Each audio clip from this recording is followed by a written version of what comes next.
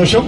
ఈరోజు మరి ఒక గొప్ప కార్యక్రమం ఈరోజు ఇక్కడ భువనగిరిలో ముగుస్తుంది. ఇప్పుడు అంటే కార్యాచరణలకు దిగుతారు. ఇప్పుడు ఇక కలెక్టర్ గారు ఇప్పుడే దీన్ని బాగా వివరంగా చెప్పినారు. ఈ యొక్క భూభారతి చట్టం మీద ఈ యొక్క రెవెన్యూ సదస్సును పెట్టే కార్యక్రమం చేస్తూ మరి నాడు ముఖ్యంగా గత 14వ తారీఖు నాడు ముఖ్యమంత్రి గారు డాక్టర్ బాబాసాహెబ్ అంబేద్కర్ గారి జయంతి రోజున మరి యొక్క భూభారతి కొత్త చట్టం రూపొందించి నాడు అసెంబ్లీలో రూపొందించి దాన్ని బిల్ పాస్ చేసుకుని అందులో మేము కూడా పాల్పంచుకున్నాం. మరి ఆ యొక్క బిల్లు పాస్ అయిన బిల్లును 100 రోజుల పాటు విధి విధానాలు కూడా చేసి మరి గత 14వ తారీఖు నాడు బాబాసాహెబ్ అంబేద్కర్ జయంతి రోజున దాన్ని ఆవిష్కరించారు. రెవెన్యూ అధికారులందరినీ కూడా పిలిచి కలెక్టర్లు గాని, ఆర్డీఓలు గాని, ఎంఆర్ఓలు గాని, మరి రెవెన్యూ వ్యవస్థ అందరినీ కూడా పిలిచి ఏ విధంగా దీన్ని ప్రజలకు మేలు చేసే కార్యక్రమం, గొప్ప చట్టం చేసినాం, ప్రజలకు మేలు చేసే కార్యక్రమం చేయాలని చెప్పి ముఖ్యమంత్రి గారు నాడు మరి శిల్పకళా వేదికలో హైదరాబాద్ లో ఆవిష్కరించారు. మరి ఆ తర్వాత మరి 17వ తారీఖు నుంచి రెవెన్యూ శాఖ మరి మంత్రి గారు పొంగిరెడ్డి శ్రీనివాసరెడ్డి గారు ఈ కార్యక్రమాన్ని ముందుకు తీసుకెళ్తూ ప్రతి జిల్లాలో కార్యక్రమం చేస్తూ 7 మండలాలు దిగ్విజయంగా చేసుకున్నందుకు, ఇవన్నీ కూడా సదస్సులు పెట్టుకున్నందుకు మన జిల్లా రెవెన్యూ యంత్రాంగానికి ముఖ్యంగా కలెక్టర్ గారికి శుభాకాంక్షలు తెలుపుతున్నాం. చాలా సంతోషం. వారు ఇప్పుడు చెప్తుంటే కూడా చూసినాం, ఒక పాఠం చెప్పినట్టుగా వీళ్ళ అర్థం కాలేదని మాత్రం ఎవరు చెప్పరు. ఇక పక్కా సెక్షన్ వారీగా నేను అనుకుంటా ఏ జిల్లాలో కూడా ఇంత పకడ్బందీగా అయితే వారు చెప్తుంటారు. మరి పూర్తిగా మొత్తం అర్థమయ్యేటట్టు చెప్పినారు. చాలా గొప్ప విషయం. దాని మీద మేము మాట్లాడాల్సిన అంశం కూడా పెద్దగా లేదు. సరే, అన్ని మండలాల ఒలిగొండ అయింది, పోచంపల్లి అయింది, బీబీనగర్ అయింది, ఇవాళ భువనగిరి మండలం కంప్లీట్ చేసుకున్నాం. మనకేంటంటే పెద్ద మండలాలు ఉన్నాయి, తక్కువనే మనకు ఆలేరుది పోతే 8 మండలాలు ఉన్నాయి. ఇదే జనాభాకు ఇదే ఓట్లకు. సరే, మనకు మున్సిపాలిటీలు ఎక్కువ ఉండడం. సరే, ఈ రోజు మరి ఈ యొక్క కార్యక్రమం గొప్పగా జరుగుతుంది. ఈ రెవెన్యూ సదస్సులు జరిగినాయి. ముఖ్యంగా మీ అందరికి కూడా ఇప్పుడు అధికారులు చెప్పారు, ఆర్డీఓ గారు చెప్పారు, అడిషనల్ కలెక్టర్ గారు చెప్పారు, కలెక్టర్ గారు కూడా చెప్పారు. సరే, ఇందులో మాకు తెలిసిన కాడికి ఏంటంటే, సరే ముఖ్యంగా అంటే పెద్ద విషయంగా నేను భావించేది ఏంటంటే, ఈరోజు 10 లక్షల సాదా బైనామాలు ఈ రాష్ట్రంలో ఉన్నాయి. ఇది పెండింగ్ లో ఉన్నాయి, పరిష్కరించని.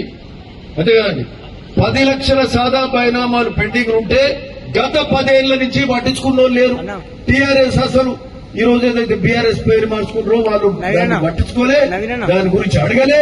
2023 అక్టోబర్ ప్రాంతంలో అప్పుడు భూముల పంచాయతీలు, భూముల పరిష్కారాలు కాక మరి రెవెన్యూ ఆఫీసుల మీద కూడా ఒక్కొక్క దగ్గర రైతులు ఇబ్బంది పడి అధికారుల మీద కూడా మరి కోపోద్రిక్తులైన పరిస్థితులు కూడా చూసినాం. మరి అట్లాంటి పరిస్థితులలో దీపోయే ముందు అది సాదా బైనామాలు తీసుకుంటే 10 లక్షల మంది రైతులు, 10 లక్షల మంది అంటే రాష్ట్ర జనాభాలో దాదాపు 20% మంది ఉంటారు. 20% మంది మరి అంటే 50 లక్షల జనాభాకు సంబంధించిన ఈ సమస్య, దీనికి ఈరోజు సాదా బైనామాలకు ఈరోజు పరిష్కారం లభించబోతుంది ఈ భూభారతి చట్టం ద్వారా అని చెప్పడానికి నిజంగా చాలా సంతోషిస్తున్నాం. 10 ఏళ్లు బాధపడ్డారు, ఈరోజు ఆ బాధకు ఫుల్ స్టాప్ పడబోతుంది. ఇది ఈ యొక్క మరి మనకు సంబంధించిన సాదా బైనామాల మీద తప్పకుండా పరిష్కారం, ఎక్కువ శాతం పరిష్కారం అవుతుంది. ఈ సాదా బైనామాలో కూడా అంటే ఏంటన్నా పరిష్కారం కాకుండా ఎక్కడన్నా ప్రొటెస్ట్ చేసి ఆ కుటుంబాల మధ్య తగాదాలు ఉంటే కొంచెం ఇబ్బంది పడుతుంది. ఏడ న్యాయంగా ఉండి అంటే న్యాయంగా ఉండేవి కూడా చేయలే. వాడు కొనుక్కున్న భూమికి కూడా మ్యుటేషన్ చేయలే. రిజిస్ట్రేషన్ లో ల్యాండ్ కొనుక్కుంటారు, మ్యుటేషన్ కాలే. మ్యుటేషన్ ఏమేమి ఉంటాయి, ఓ భూమి కొనుక్కుంటారు, దానికి మ్యుటేషన్ కావాలి, అవి కాలే, వాళ్ళకి ఇబ్బంది పెట్టిండ్రు. లేకపోతే తండ్రి పెద్ద మనిషి చనిపోయిండు, పౌతి కావాలి, పౌతి అంటారు కదా, అది ఒక మ్యుటేషన్ కావాలి, అవి చేయలేదు. మరి సాదా బైనామాలు చేయలేదు. అట్లనే ఇంతకుముందు చెప్పినట్టు గ్రాంట్స్ ఉంటాయి, ఇనాం చట్టాలు, ఇనాం గ్రాంట్స్, ఇనాం ద్వారా వచ్చిన భూములు 2020లో తీసుకున్నారు. సాదా బైనామాలు 2020లో తీసుకున్నారు. అవి మళ్ళా అవి కానే కాలేదు. పోయిన అడిషనల్ కలెక్టర్ గారు చెప్తారు 2020లో అప్లికేషన్ తీసుకుని చిన్న కరెక్షన్ ఇది. మరి అయినా 2020 నుంచి వాళ్ళు చేయలేకపోయారు. ఎందుకు చేయలేకపోయారు అంటే కోర్టుకు పోతే కోర్టు ఏం చెప్పిందంటే మీ ధరణి చట్టం అంతా అస్తవ్యస్తంగా ఉన్నది, మీ చట్టం అసలు ఏమున్నది, విధి విధానాలు లేవిలా అని చెప్పి కోర్టు కొట్టేసింది. ఇగో అంత గొప్ప చట్టం చేసినారు అంటే ఆ చట్టము కోర్టులో నిలవలేదు. 10 ఏళ్ల పాటు ఆ చట్టాన్ని ఉపయోగించలేక రైతులను ఇబ్బంది పెట్టిండ్రు. వాళ్ళ స్లాట్ ఓపెన్ చేయాలంటే కూడా ఆ స్లాట్ ఓపెన్ కాదు. ఎప్పుడో ఉదయం 10 గంటలకు రిజిస్ట్రేషన్ పోతామన్న రైతుకు ఆ స్లాట్ ఓపెన్ కావాలంటే తెల్లారి 10 గంటలకు అవుతుంది. ఎంఆర్ఓ అప్పటిదప్పుడు ఏం చేయాలి? ఆ రైతుకు అర్థం కాదు, కొనటోనికి అర్థం కాదు, అమ్మటోనికి అర్థం కాదు, అధికారికి అర్థం కాదు. కింది నుంచి పైదాకా ఆర్టీఓ దగ్గర అదే, కలెక్టర్ దగ్గర అదే, సిసిఎల్ఏ దగ్గర అదే. స్లాట్ ఓపెన్ కాదు. రాత్రులు ఎప్పుడో 10-11 గంటలకు కూడా స్లాట్ ఓపెన్ చేసుకున్నారు. వాళ్ళకి సంబంధించిన భూములన్నీ కూడా చేసుకున్నారు. విలువగల్ల కోట్లాది రూపాయలు, వేలాది కోట్ల రూపాయల భూములను వాటి కోసమే ధరణి చట్టం తెచ్చుకోరు తప్పితే ఇంకోటి కాదు. ఈ స్లాట్ వాళ్ళకి ఇష్టం వచ్చినప్పుడు సిసిఎల్ఏ గాని ఇతర అధికారుల ద్వారా గాని వాళ్ళకు సంబంధించిన వాళ్ళతో ఓపెన్ చేసుకుని ఆ భూములను కాజేసినరు. అది గుప్తంగా ఇంకొక ఆప్షన్ కూడా ఉండేదంట. ఆ ధరణిలో ఒక ఆప్షన్ పెట్టుకున్నారు అన్నాటి పెద్ద వరుసలు. ఇది ప్రైవసీ ఆప్షన్ అని పెట్టుకున్నారు. కలెక్టర్ గారు ఉండేనా ప్రైవసీ ఆప్షన్? ప్రైవసీ ఆప్షన్ అని పెట్టుకున్నారు. ఇది అందరికీ తెలుసో తెలియదు. ఈ ధరణి చట్టంలో ప్రైవసీ ఆప్షన్ అని పెట్టుకొని ఆ ప్రైవసీ ఆప్షన్ లో వాళ్ళు కాజేసిన వాళ్ళకి అవసరానికి ఆ స్లాట్ ఓపెన్ చేసి రాత్రి 10 గంటలకు 11 గంటలకు ఓపెన్ చేసి ఆ భూమి ముటేషన్ చేసుకుని అదేం చేసేది జూన్ మాసంలో మళ్ళా ఈ పైలట్ మండలంలో తీసుకున్న అంశాలన్నీ కూడా పరిష్కరిస్తూ ఏమైనా కాంప్లైంట్స్ ఉన్నాయి, ఇంకేమైనా సరిదిద్దుకునేటివి ఉన్నాయి. ఆ సరిదిద్దుకునేటివి ఉంటే కూడా ఈ భూభారతిలో కూడా ఇంకా కూడా మార్పులు చేస్తామని రెవెన్యూ శాఖ మంత్రి చెప్పిండ్రు. అట్లాంటివన్నీ కూడా చేసుకుని మళ్ళా జూన్ మాసం నుంచి మళ్ళా ప్రతి మండలంలో ఊరు తిరిగే కార్యక్రమం చేస్తూ మరి రెవెన్యూకి సంబంధించిన ప్రతి అంశాన్ని ప్రతి ఒక్కటి కూడా పరిష్కారం చేసే కార్యక్రమం చేస్తారు అని చెప్పి ఈ సందర్భంగా చెప్తూ మరి మీ అందరికీ తెలుసు నాడు కాంగ్రెస్ హయాంలో వైఎస్ రాజశేఖర రెడ్డి గారు ఉన్నప్పుడు 3 నెలలకు ఓసారి రెవెన్యూ సదస్సులు పెట్టేది. 3 నెలలకు సదస్సు పెట్టేది. ఈ పెద్ద మనిషి వచ్చిండు ఆ రెవెన్యూ సదస్సులు మర్చిపోయాడు. అంటే కాంగ్రెస్ అంటేనే ప్రజల వంతకు వస్తారు, సదస్సులు పెడతారు, ప్రజల సమస్యలు తెలుసుకుంటారు. ఈయన వీళ్ళు వచ్చిర్రు, పక్కకు పెట్టిర్రు, భూములు కాజేసే కార్యక్రమం చేసిర్రు తప్ప ఇంకోటి కాదు అని సందర్భంగా చెప్తూ మరి ఈ రోజు మరి అట్లాంటి నాడు కాంగ్రెస్ ఏం చేసిందో ఈ రోజు అంతకంటే గొప్పగా ఇంకా బాగా చేసే కార్యక్రమం రేవంత్ రెడ్డి గారు ఈ రెవెన్యూ సదస్సులు భూభారతి చట్టం తెచ్చి రెవెన్యూ సదస్సుల ద్వారా మన తర్వాత గ్రామానికి వెళ్లి రైతుల సమస్యలు పరిష్కారం చేసే కార్యక్రమం ఈ భూభారత్ ద్వారా జరుగుతుందని కూడా చెప్తూ ఇవే కాకుండా మీ అందరికీ తెలుసు కాంగ్రెస్ పాలన వచ్చింది, ఇందిరమ్మ పాలన వచ్చింది. ఈ రోజు ఇందిరమ్మ ఇండ్లు గ్రామాలు ఇచ్చే కార్యక్రమం కూడా జరుగుతుంది. పైలట్ గ్రామాలలో ఇండ్లు ముగ్గులు పోసిర్రు, ఇండ్లు కడుతున్నారు. మిగతా గ్రామాలలో లిస్టు ఫైనల్ ఈ రోజుకు కంప్లీట్ అయిపోతుంది.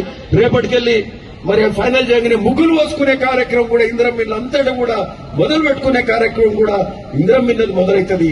సన్న బియ్యం ఇచ్చే కార్యక్రమం మొదలైంది. అది కూడా గొప్పగా ప్రజలలో పోతుంది, సంతోషంగా ఉన్నారు. కొత్త రేషన్ కార్డులు 10 ఏళ్ల పాటు నాటి ప్రభుత్వం ఇయ్యలే. కేసీఆర్ టీఆర్ఎస్ బీఆర్ఎస్ ప్రభుత్వాలు ఇయ్యలే. మరి ఈ రోజు రేషన్ కార్డులు, కొత్త రేషన్ కార్డులు ఇచ్చే కార్యక్రమం మొదలవుతుంది. నిన్ననే మా మిత్రుడు గానే చెప్తుండే, ఎవరు ఇక్కడ పాత్రికేయుడే, ఎవరు అనిల్ ఉన్నాడా? ఉన్నాడా?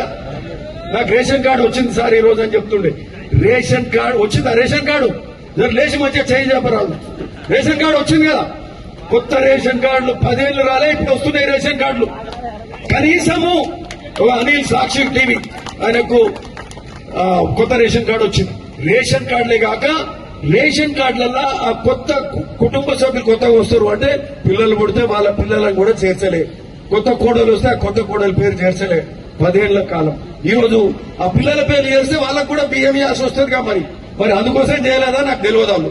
ఈ రోజు కొత్త కుటుంబ సభ్యులను అంటే కొత్తగా పుట్టిన పిల్లలను ఆ సంఖ్యను కూడా ఆ రేషన్ కార్డులో యాడ్ చేస్తున్నారు.